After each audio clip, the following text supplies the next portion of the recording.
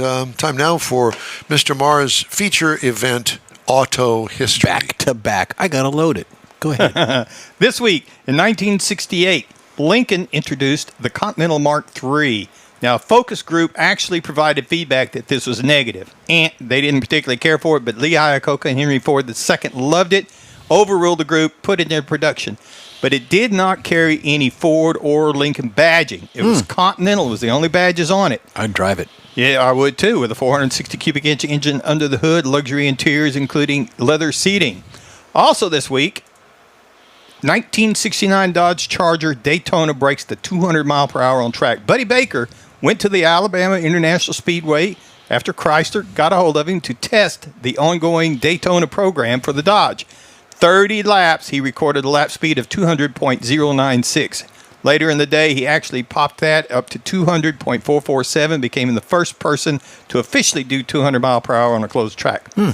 Also this week, in 2005, the Saturn Sky debuts. It came out with the press release. A lot of people liked it. A lot of people said it was going to be great. Shared a platform with the Pontiac Solstice and the Opel GT, which should have been a telltale sign. But even with the several power options under the hood, they only sold 34,415 units, and the Saturn van was completely discontinued in 2010, taking the Solstice with it. I remember the Sky with it. I remember the car very well. I liked the car. The problem was, like all of the cars that GM made in that era, it was underpowered. It was gutless. It was terrible. Yes.